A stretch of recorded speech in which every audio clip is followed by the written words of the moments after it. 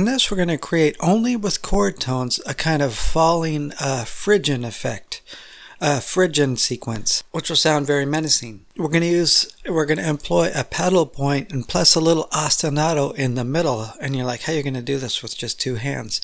I'm going to show you some tricks I've learned over the years, because I used to write like a lot of piano concerto type stuff, and so I'm going to use some of these methods.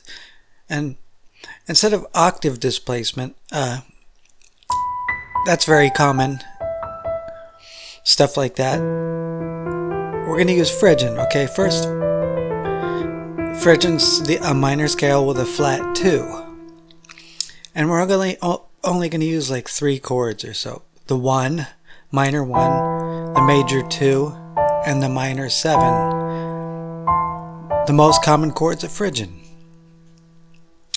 So we want some kind of falling sequence, so that's what I'll create first.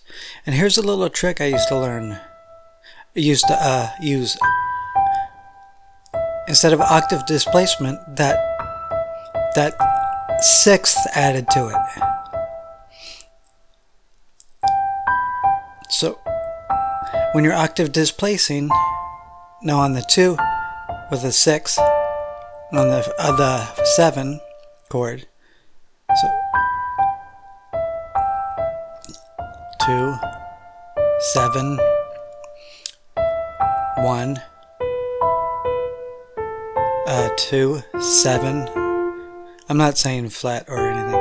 1. Now you could just repeat that sequence over again.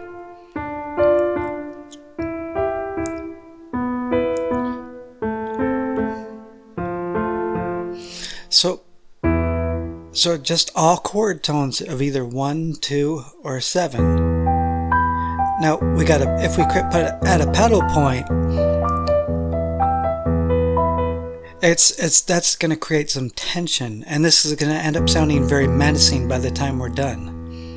So now, trick number 2, besides the octave displacement with the 6, is I'm gonna fill in the gap with the pedal point hand. So I'm adding the 1. Now here I'll add the 5th. It's missing. I'm filling in the gaps. 5th's missing there on the 2 chord. The 5th will be missing. It's parallel 5th, so I'm aware of that. So let's start over.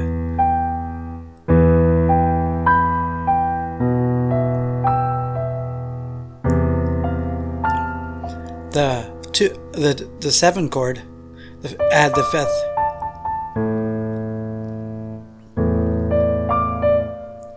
So let's start over again.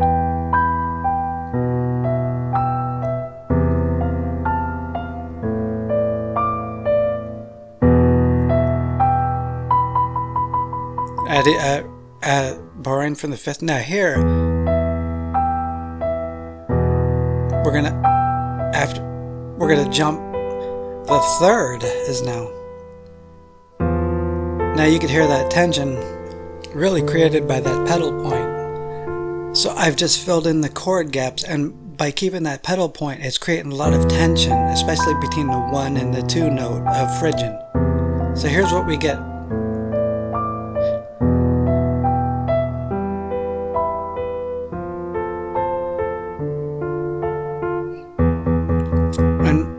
Maybe have that pedal point come in every other time. Now you repeat the sequence getting lower.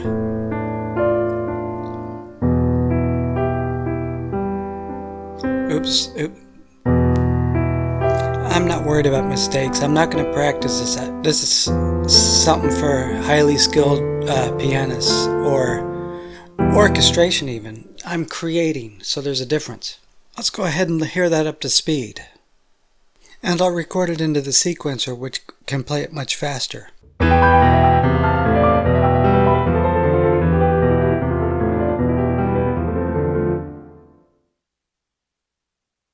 So what we're getting is this.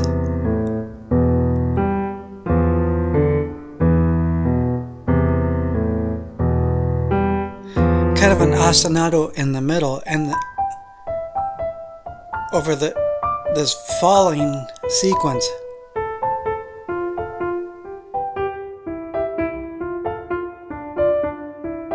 And again, I don't want to practice this to be able to play it up to speed, so I'm going to let the sequencer do it for me. So here it is again.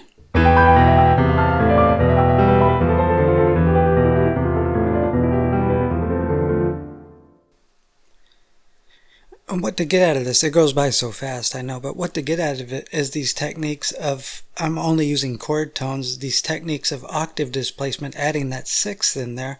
It's something you can do.